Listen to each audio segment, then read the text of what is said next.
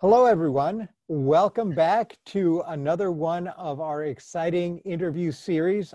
For those of you who've been following along, this will be our fourth interview in the run-up to what we expect to be a glorious, glorious first ever Association for the Study of the Cuban Economy virtual conference over 3 days, 6 panels, including a student panel. We are very excited about this. And today we are extremely lucky. It took a little bit of work because she's very shy. It took me a little bit of work, but we got the chief, the boss, the president of the Association for the Study of the Cuban Economy, the brains behind all of these efforts, here with us today, who is going to chat a little bit about herself and her work, which is actually even more interesting. So I am just delighted to have visiting with us today Silvia Pedraza. She's a professor of Sociology and American Culture at the University of Michigan in Ann Arbor. Her research interests include the sociology of immigration, of race and ethnicity in America, as well as the sociology of Cuba's revolution and exodus. Exodus is going to be a big word in today's conversation, I hope. I'm going to press on this. Right? Her research seeks to understand the causes and consequences of immigration as a historical process that forms and transforms nations. She's the author of several books, all worth reading. She's the author of several books, including Political Disaffection in Cuba's Revolution and Exodus, which is Cambridge University Press, and has a forthcoming book on revolutions in Cuba and Venezuela, One Hope, Two Realities, together with her co-author, Carlos Romero from the Universidad Central de Venezuela. And that is going to be published by the University of Florida Press. I have heard her speak about it, and it is very exciting. So I'm going to pull a little bit of that from you too, if I can. Now, in the American Sociological Association, Professor Pedraza was chair of several sections, the Latino Sociology, Race and Ethnic Minorities section, and the International Migration sections. She's also served on their council. At the University of Michigan, she teaches courses on American immigration, historical and sociological perspectives, Latinos in the U.S., social problems and social issues, among others. And here we have, in the Association for the Study of the Cuban Economy, a lawyer and a sociologist talking, which I think is a very good thing. It shows you how broad the association has become. And I was hoping that we'd be able to start. Silvia, if you can tell us a little bit about yourself, where you started and how you wound up at Michigan as a sociologist and as a sociologist of Exodus. So welcome. Thank you. Thank you very much. This is something that I have thought a lot about because I am, of course, a child of the Cuban Exodus, but so are many other people, and it did not compel them to study the Cuban Exodus and the Cuban Revolution as it has in my case. So I think as I analyze my life and how I got to focusing on the Cuban Revolution and the Cuban Exodus, I think that a very, very important part of that was the influence of my family in two different ways. Okay, one way is my family, as when I was very young as a child, would always tell me the stories of the great ancestors who had fought for the Cuban War of Independence against Spain. And they had literally fought, you know, in the fields with machetes and on horses, on horseback. They had also fought in the underground resistance in Las Villas province in Santa Clara. And they had, the women, for example, had embroidered, Victoria Pedraza embroidered the flag that Máximo Gómez, you know, used in his contienda, in his conflict with the Spanish. And so these were sources of pride in my family, that people felt that they were very patriotic, very wedded to Cuban history, much as they also, by the way, loved Spain. Every time they took a vacation, they went to Spain. We all do that. But they wanted families. independence. Right. But they wanted independence from La Madre Patria.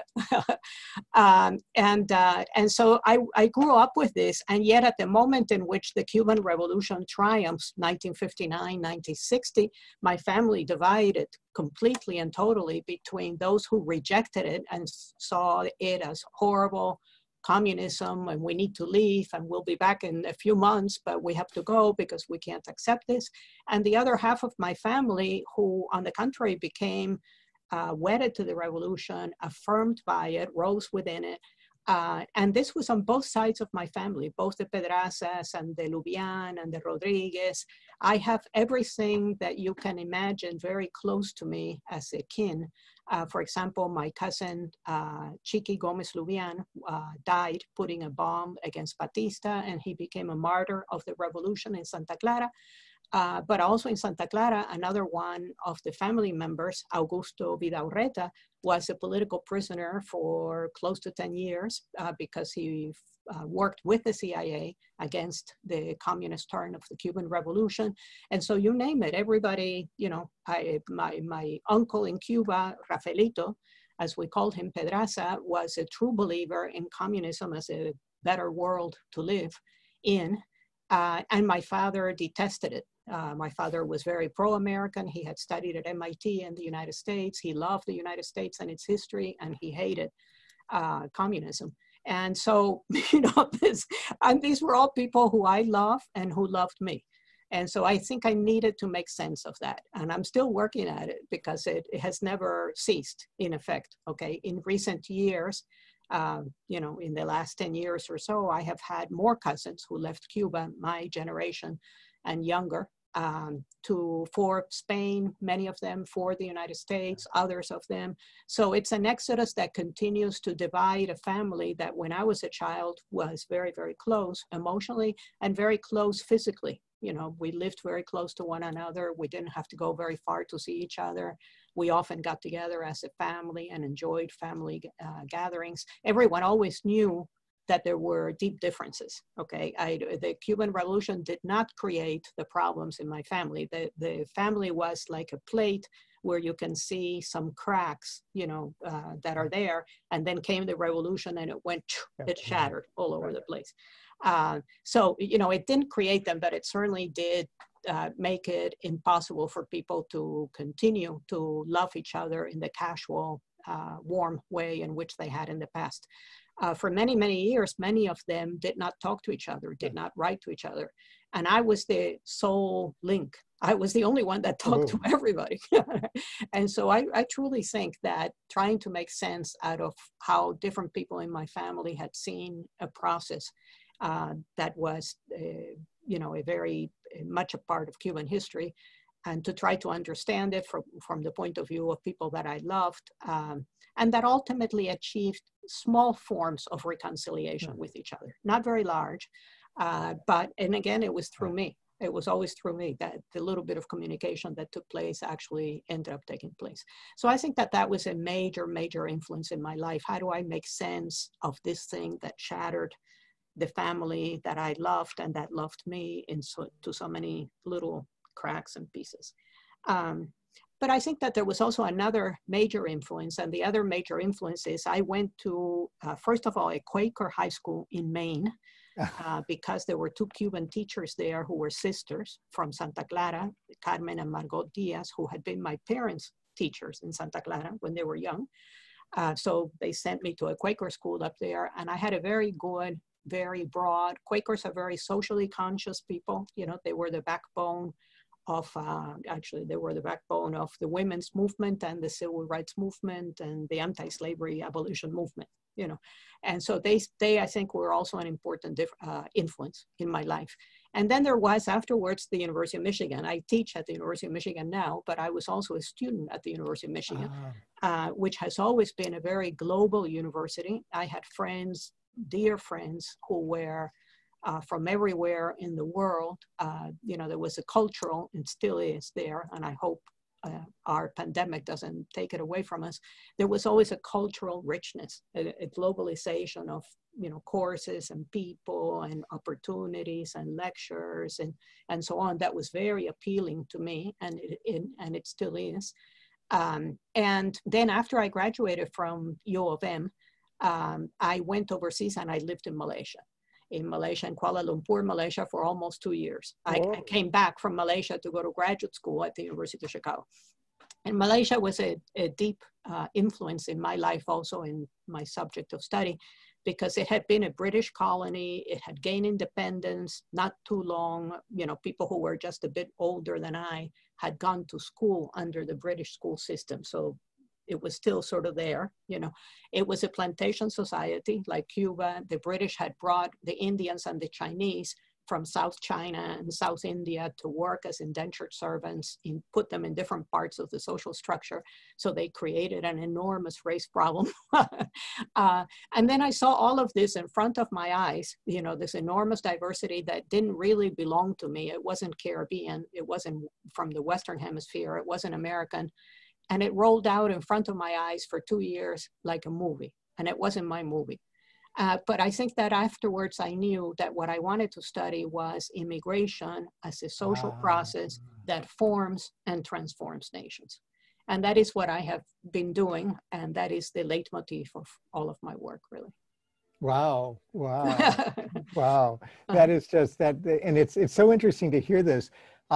Your stories about your family and its ups and downs is, I've heard this so often among especially larger Cuban families. It's the same thing, the families will split. The revolution was kind of like an accelerator of the factions and the tensions that were already inherent now with a political face, right? With a political face, people coming, people going, eventual reconciliations in part, sometimes not. So just amazing, but that is something that replicates itself throughout the community. And we're still, even though there's been quite a number of years since the revolution, it's something that still, at least for Cuban families in this country and in Spain, to my understanding, remains very, very, it's as if it was still yesterday for a lot of families. It is very, absolutely. very close. Absolutely. So it is just fascinating to hear this, but I want to now focus a little bit on that work, on this migration as both a normative concept, a metaphor, and a centering for understanding the way things work. Just, I love talking to sociologists. I'm sorry, it's so cool. It's so cool. Oh, I'm glad you do. Not very many people do. So I was wondering if you can talk to us a little bit about your work on Cuban migration. Oh, well, I think there have now been, I just wrote an article for Foro Cubano, and I highlight this because it was Pavel Vidal, who is also a member of ASCE, who invited me to do it. And I did not know about Foro Cubano until then. They write for a very broad public. They actually don't even want you to put references in the article, which astonished me. Oh, yay. Yeah, it's very broad. And I wrote an article that it's called El Éxodo Cubano, the Cuban Exodus, 5 Waves in 60 years. Okay, Whoa, it is the case that now the Cuban Revolution, whatever it is that is called the Cuban Revolution, is 60 years old.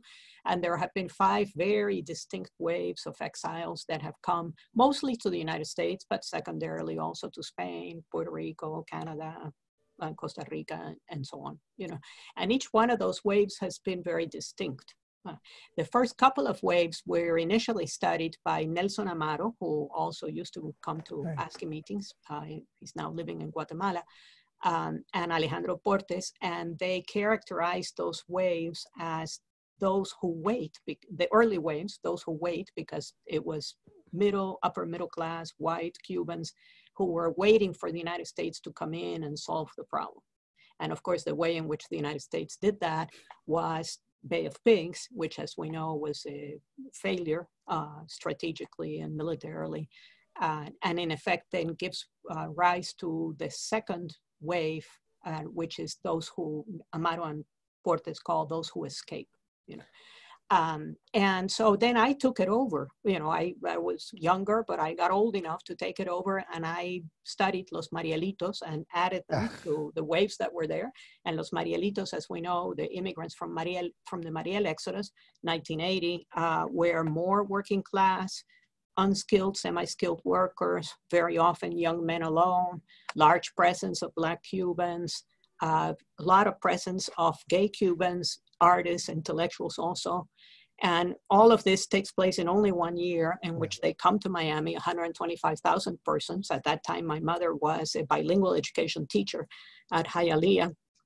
And, you know, her classrooms filled up with all these little Cuban kids that had to be taken care of immediately. And so I call them those who hope.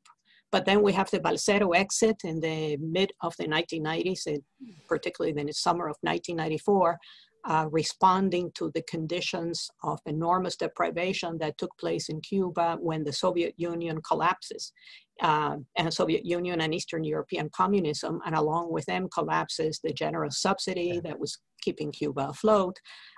Also, all the commercial links and economic links, which was with the Soviet Eastern European societies.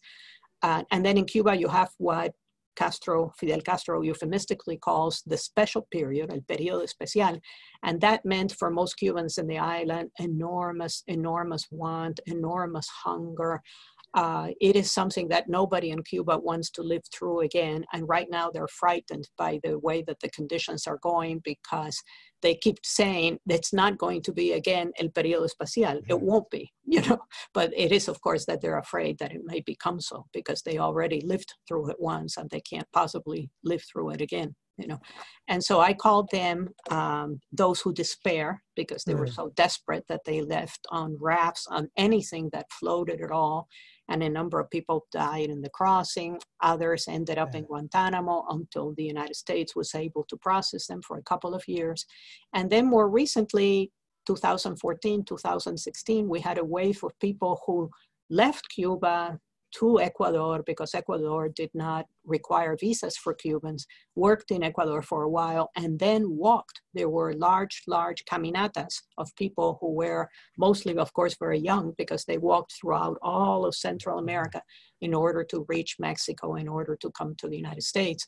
And so there's 5 very, very distinct waves over very different historical moments. What do you call that last wave? I think I call them, it's better in English than in Spanish, because in English it's those who walk, but those who walk is, walking is, it means, you walk the talk, you walk your beliefs. Right. Well, in Spanish, it's los caminantes is more straightforward, just people who are walking. It doesn't refer to their beliefs. Right. So it doesn't translate as well as it could, but. Okay, wow. Okay, so I've been keeping up with all the waves. And I hope that they will end while I'm still alive, since I have become the person that writes about the waves. Well, that's right. And the walkers especially were particularly interesting for me for a couple of reasons. One, of course, the danger was extraordinary. Even driving, assuming you can, there are choke points in that route. Between Colombia and Panama, between Nicaragua and Guatemala, all of Honduras, all of them are just extraordinarily dangerous places, especially for people without very many means and just walking. And the other part that was interesting to me is that all of this is occurring, of course, at the same time that there's a politics of migration coming out of Central America, with those organized masses of families who then march on like crusades, march to the border. You always heard about them, the Central American families who were marching towards the border to be let in, but you hardly ever heard about los que caminan. Los caminantes, that's very true. I'm wondering what the difference. The Americans were obsessed with all the Central Americans coming in, had nothing really on everyone. Hardly. They hardly made it to our social media. Yeah, I agree. But I have, in all of this work, I have, one of the things that's happened over time is that methodologically, and sociologists care a lot about methodology. It's all they talk about most of the time, really. And that methodologically, I have come to rely more and more on in-depth interviews. While I was trained originally as a demographer, so over time that has served me well, because as a demographer, I can read data very well. I can read trends, very well. I know what's underneath one number, so to speak, different trends in effect. But in order to get at how people understood the decision to leave their country, which is a monumental decision, the circumstances that drove them to do it, the family splits that were involved, which of course interested me enormously, how they saw themselves in the middle of the enormous conflict between Cuba and the United States, which took different forms at different times, but has always been there. And in order to capture all of that, I needed to do in-depth taped interviews. And so little by little, I became more of a qualitative and less of a quantitative researcher. And also more historical, because now I have the long history of all of the Cuban Revolution in front of me to study. And I've always loved history. And so, and also the fact is that Cubans came to the United States also at very different moments in American history, So history is the backdrop, but it's an important curtain, so to speak. Okay. So well, I've got two questions. So in all of this conversation, you made me remember something, and then I have a more current question. Those who wait start the current system, the current sociology of migration from Cuba, but it wasn't the first. I remember as a kid going to Ybor City. Yes, that's true. Las olas de migración de Cuba from the Spanish colonial period, the Cuban colonies and the tobacco factories in Ybor City and the like. Is there a connection? Was there ever a strong connection one way or another between the pre-revolutionary migration waves from Cuba into the United States and those that occurred starting from those who wait?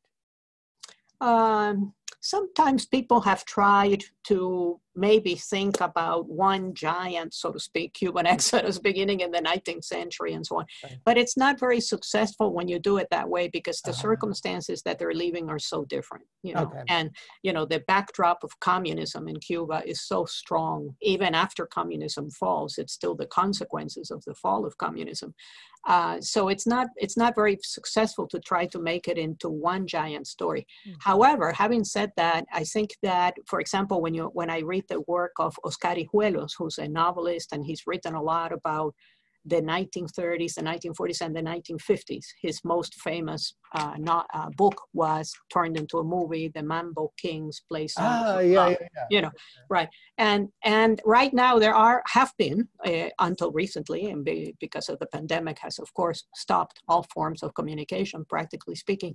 But the fact is that there have been recently a lot of Cuban musicians coming to Miami and to the United States, absorbing a lot of cultural and artistic influences here, going back to the island. So there is actually a sense in which very recent immigrants in some ways remind one of the old immigrants, and a lot of give and take. That's right. Desi Arnaz is, of course, yes, the Desi Arnaz. That's right. And Lucille Ball is still which is how I learned English. Watching. It was the only show my parents I love Lucy. The only show my parents would put on the TV, and so we'd sit. The only thing I'd understand would be when Ricky Ricardo would go off on Lucy, and oh my God, he's speaking something I understand. Right. So that's cute. So, and then the second question on that. All right, so it's difficult to connect them, although one sees it. The second question is, we've got these 5 groups. Right. How well do they get along with each other? And to what extent, and in a sense, that really hides a different question, and that is, do these groups view themselves, do they constitute themselves as distinct from each other, or is this something that's imposed on them from outside? No, I think that they legitimately see themselves as different. And I'll tell you how I've tried to capture that difference. There is a Hungarian sociologist, and it's no accident. He also knew something about Hungary, who came up many years ago in the early 70s with the concept of vintages, as in a wine, the wine of this year versus the wine of that year. And he basically said that refugee groups are like vintages of wine because they take with them as they leave very different processes of maturation. So that concept of vintages has helped me try to understand the fact that some vintages do understand each other. They're different, but they're simpatico, so to speak. And some of them are, on the contrary, hostile to one another and cannot understand each other at all. Okay. More recently, my friends in the humanities talk about the something of desire and memory, for example. And that's also been helpful to me to think about it in that way, because I think that the early groups of Cuban exiles, the first, the second wave, were leaving the old Cuba, the Cuba that was there before the communist society. La Cuba de ayer is what I usually call it, to make for short. And it was a Cuba that, of course, was unfair to many people who were poor and unequal and so on, but it had a lot of beauty to it. You know, the music and the dancing and the beaches and the palm trees, you know, and they're very nostalgic about it. You know, there's a lot of nostalgia for that beautiful past that was there. While the more recent vintages of Cuban exiles, particularly after the collapse of communism in 1989, 1990, and the periodo especial, and the suffering and the want that involved for people, people don't have those beautiful memories. Very often what they remember, a friend of mine who I interviewed, who is now a good academic, told me that he did not understand what that nostalgia was all about, that he remembered having eaten out of a can of dog food with a finger, because that was all he could find to eat. And that he is not nostalgic about that past, you know. So they really, you know, there is a big divide between La Cuba de ayer as a memory, as a place of desire, and La Cuba de hoy as a memory, as a place of desire.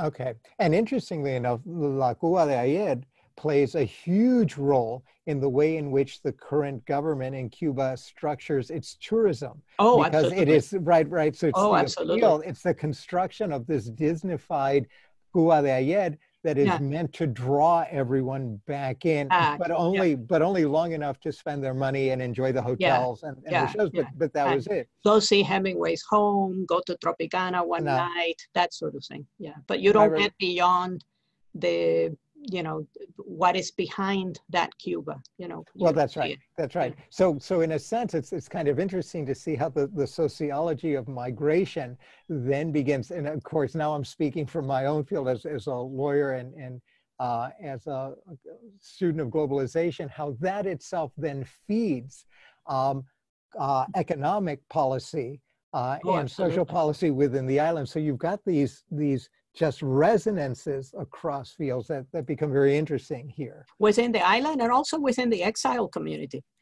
There is a store in Miami called Sentir Cubano, which is interesting in a lot of, it's just knickknacks of that old Cuba, again, you know, La Cuba de ayer. But very expensive sort of knickknacks. I can never go in there and come out having spent less than $200, it seems to me. So that even I am prey to the nostalgia for the past. And it's interesting that they have it's in Calle Ocho, 8th Street, which is symbolic of the Cuban community in Miami, and 32nd Street or so, very close to Versailles. And they have painted the 6 provinces of Cuba, and they refuse to acknowledge that for many years now, Cuba has had many more than 6 provinces. I think it's 15. I can never remember. And then they say that Miami is the 7th province, okay, which I think is accurate. I would agree.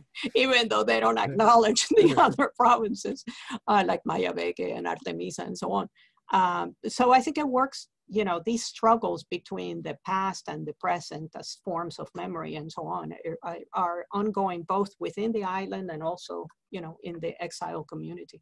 Okay, and this is actually a great segue for my next set of questions, because it's that memory and that resonance that affects not only in the case that I brought up, which is the construction of the tourist sector in modern Cuba, but it also resonates throughout the Caribbean, which then takes us this idea and ideal from all sides, then migrates, in this case, if I can use a double meaning here, from Cuba, in this case, to Venezuela.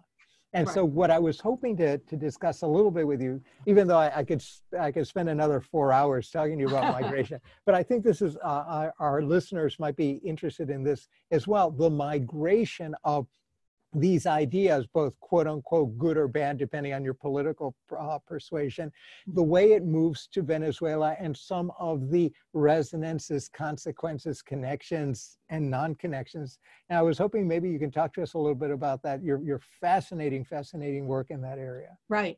Well, it's good. Like, going back to the original question, how did you come to do work on a book that compared Cuba and Venezuela? It turns out to be that it was the immigrants that took me there, okay? Having already published a book that incorporated most of the major waves of the Cuban exodus and so on, I thought I would focus on Cuban doctors because la buena medicina, the good medicine, was always an ideal in Cuban society. It's not new with the revolution. You know, my grandfather, my uncles, my cousins, they were all doctors. And there was this,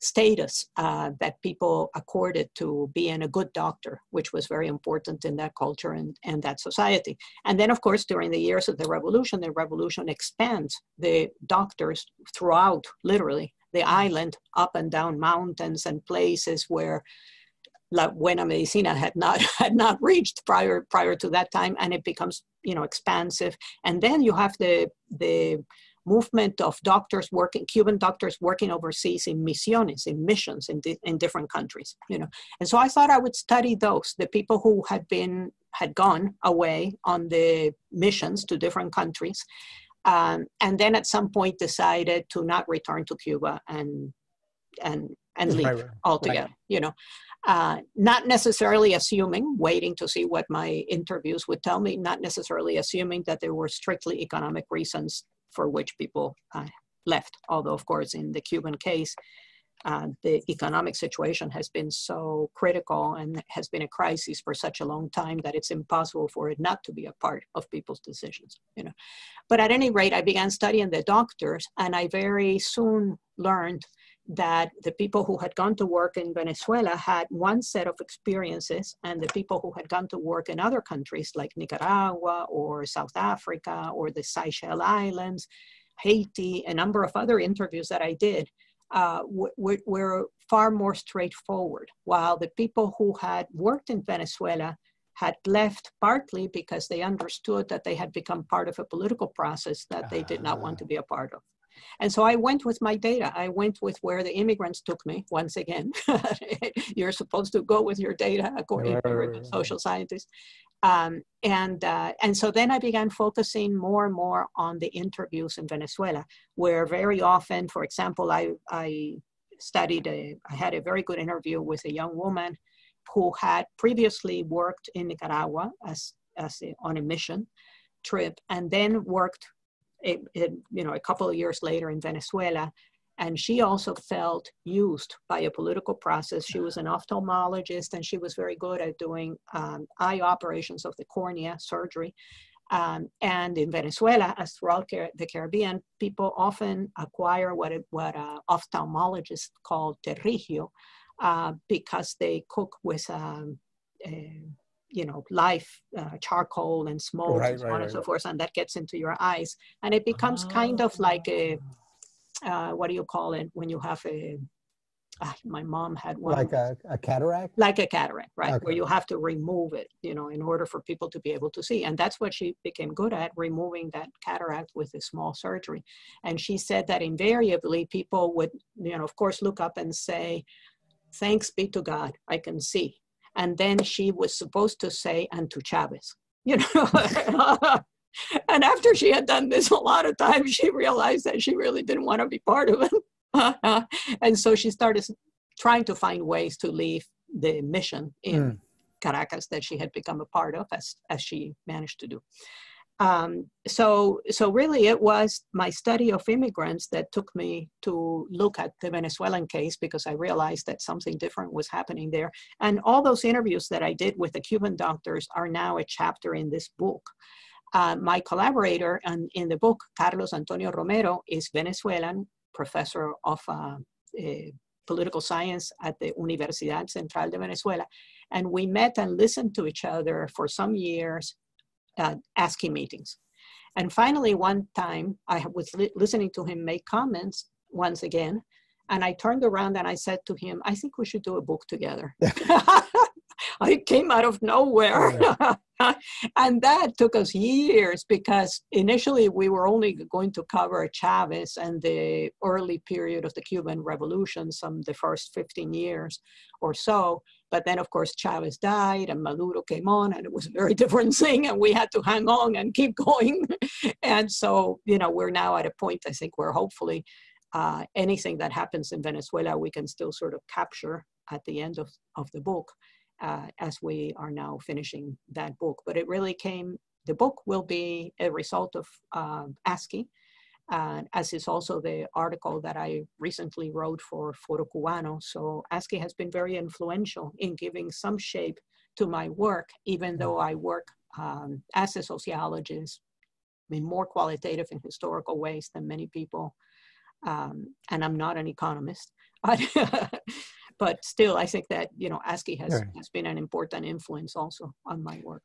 So I can't resist, and no. don't get mad, don't get mad, but I have to ask. So do you view Venezuela as a failed version of a Cuban revolution, or do you view it as inherently its own creature, going in the logic of its own context?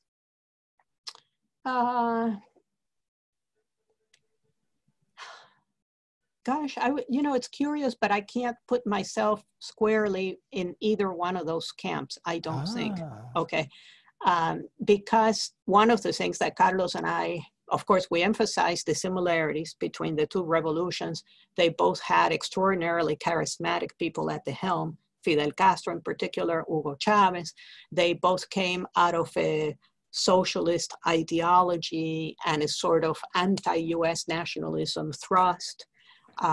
They both also expressed class inequalities, poverty within those societies of people who had been left behind, left outside, left at the margins, and couldn't see themselves in that future.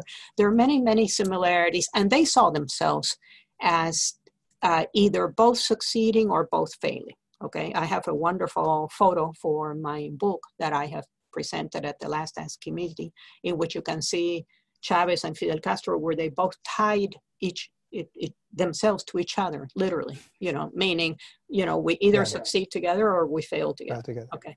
But in fact, they're very different in other rather important ways, and a major difference is that, for example, both religion, the anti-Catholic Church thrust of the Cuban revolution is not there in the Venezuelan revolution.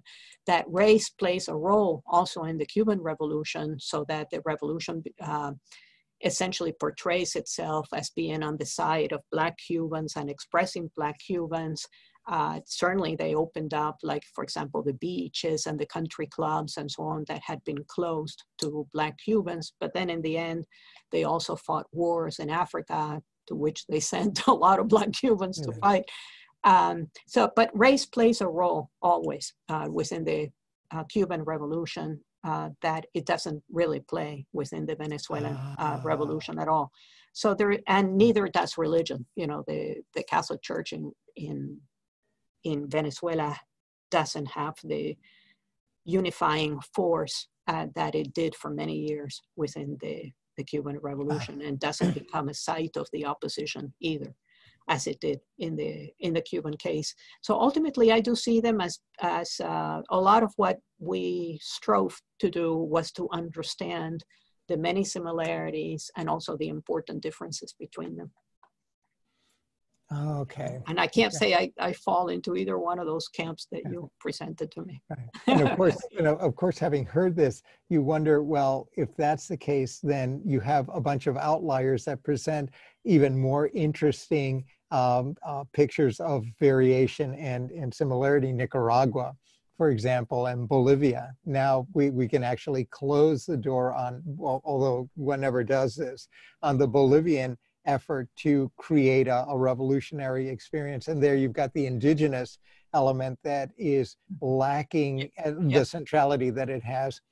And in Nicaragua, it should have been closer to the Venezuelan experience, and yet it also went its own way, but stuck with a different crew of personality. So there's lots to chew on. And so as I hear you talking about this, I go, oh my God, I want to know more. And there's all this. So let me ask you, you've been incredibly patient in letting me pick your brain for a long period of time. But I was wondering, so I'm going to ask you to put on your magician's hat. Oh, no. And I'm going to ask you to prognosticate. Do you see, so, and I'll ask it in a very specific way as opposed to where do you think Cuba will be in 20 years? No one knows. No, nobody knows. Waves of migration. Do you see further potential for additional waves of migration, and will they be either a continuation of los que caminan, los caminantes, or do you see perhaps the start of yet another and quite distinct wave of migration out of Cuba?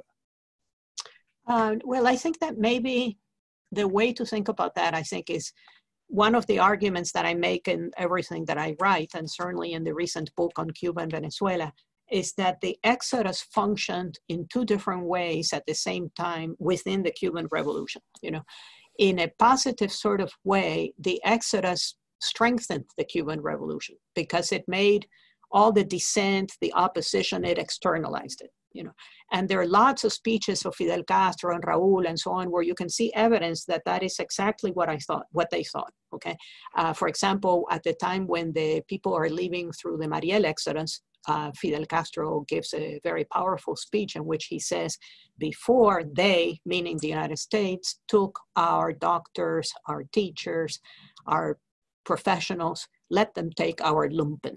You know, because it is known that he opened up the prisons and he said, put people on the boats and let them go, you know, so take our lumpen proletariat now, you know. And then he always said, now we're left with the stronger parts. The flab is gone and we have become stronger, okay? And that is true. I really do think that both the embargo and the Cuban exodus, in effect, consolidated the Cuban Revolution, which is the opposite of what I think most people would say. Right. At the same time, though, I think that the Cuban exodus always, and even now, has also functioned to rob Cuba of the very best, very most talented people, audacious, adventurous, capable people who could have donated those talents, those resources, that knowledge, that know-how to the revolution. And the revolution has always failed to incorporate them. You know, so I think it has always functioned in both of those ways. What is a little bit different recently, I almost hesitate to use the word now, is that, for example, the door to leaving was fairly open recently, beginning with Bill Clinton's 1994-1995 migration agreements. As a result of the Balsero crisis, we had the wet foot, dry foot, you know, policy, so that if people found a little boat or anything floating at sea, if the Coast Guard found them, they were considered wet foot and they were returned to Cuba. And that afterwards also was true for Dominicans and Haitians and other people, but it began with the Cuban exodus. While if somehow they managed to skirt past the Cuban, or the Cuban and the American Coast Guards, there's two Coast Guards at stake, at 3 o'clock in the morning when they were sleeping or something, and they arrived on dry land and they didn't drown in the process, as they often did. Then they were dry foot and they could remain, and then the Cuban law of adjustment would kick in and they could become legal residents of the United States within a year or so.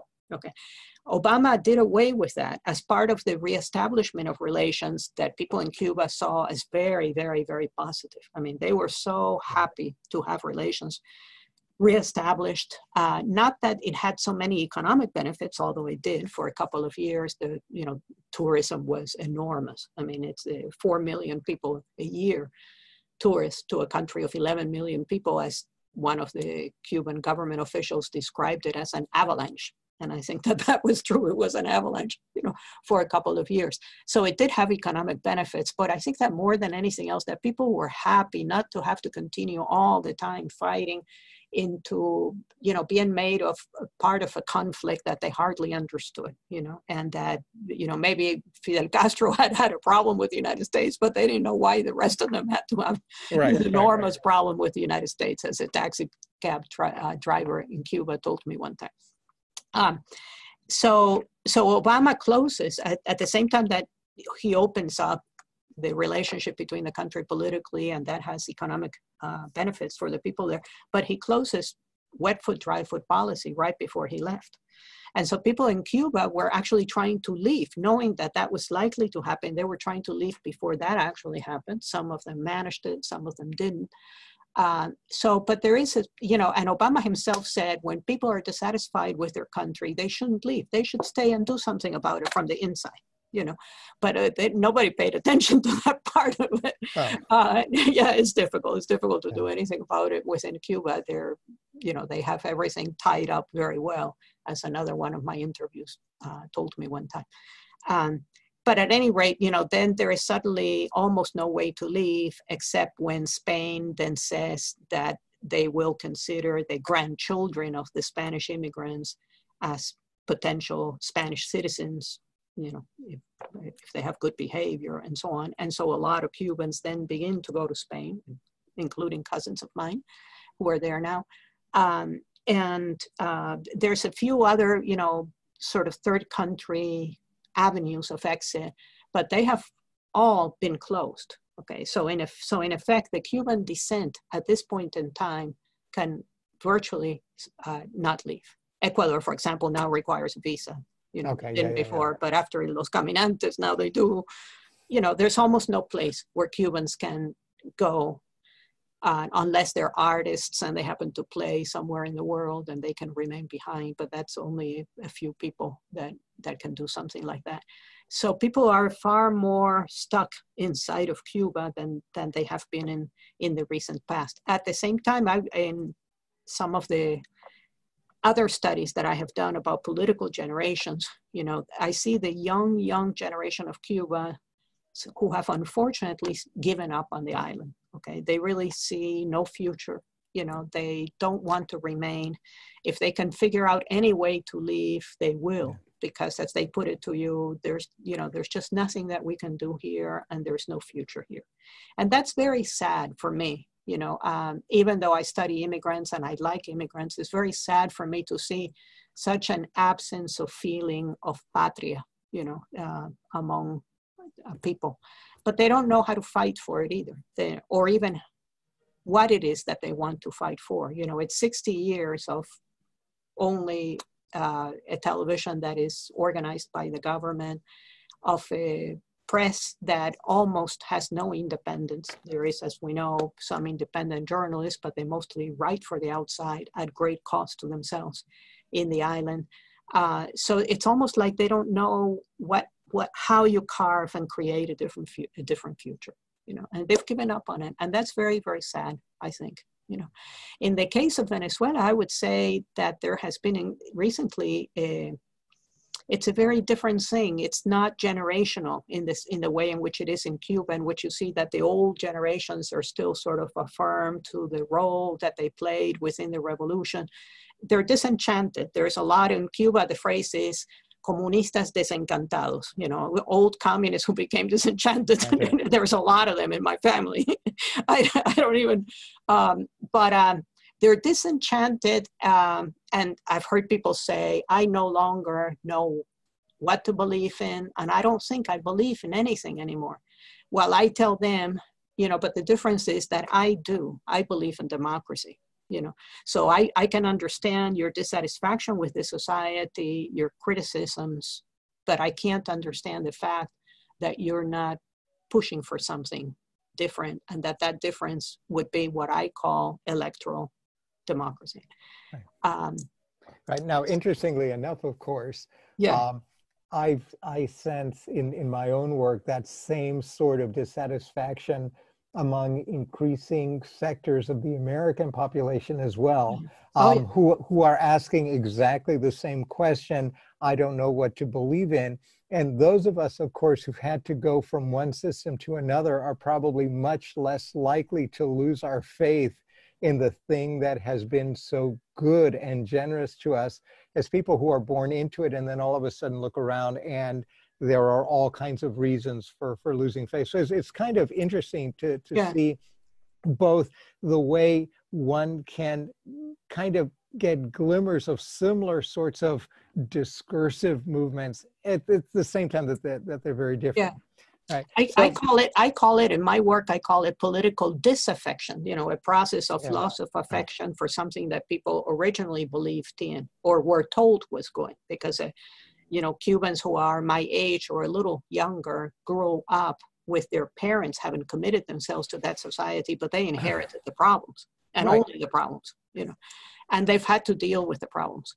So I call it, you know, disaffection, disenchantment, but at the same time, it doesn't have a, you know, this is what we should be working for. Right. There is, of course, a dissident movement in Cuba and has been for many years, and I would take my hat off to them if I had a hat, because they have such a courage, and they do know what they're fighting for. And they know they're fighting for the principles embodied in the Universal Declaration of Human Rights, in Charter 77, you know, in the important worldwide movements that established democracy as not only a political, but also a social movement.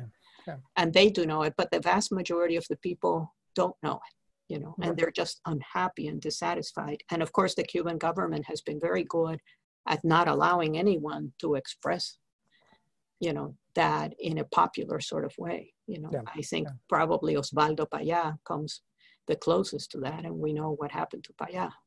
Right. And on that note, I'm afraid that we must draw ourselves to a close here. This has been just so incredibly fascinating, and I am so grateful for you to have taken the time. I want to offer you the last word. Any closing thoughts before we say goodbye to our audience? No, my only closing thoughts are to make people aware of ASCE. It has a great name, Association for the Study of the Cuban Economy. And I usually add and society, not capitalized, because today ASCE has economists, but also lawyers, sociologists, engineers, lots of other people. In effect, it has become more and more public policy. You know? And I think that this is important. And we will be having, thanks to you, our first, I don't want to say annual because, because it's our first, but maybe it will continue, virtual conference that we're working very hard on. And I want people to be aware of that, however, that ASCE is quite old. ASCE is perhaps the oldest Cuban American institution directed to the study of Cuba, and that it's now going to be 30 years old. And we want everybody to participate in the virtual conference. Hopefully the virus will allow us to have the January conference, January 4th through 6th at FIU, Florida International University in Miami, which is something else we very much want. And thank you for that plug. I almost forgot. And so we are struggling with a difficult situation, as is everyone in this country and in large part of the world, but we're doing our best to continue going down the roads that were opened up by ASCE's economists many years ago, 30 years ago. Right. Well, on that note, thank you very, very much. This has been just a delight. And for our audience, stay tuned. Please have a listen and stay tuned for our next set of interviews.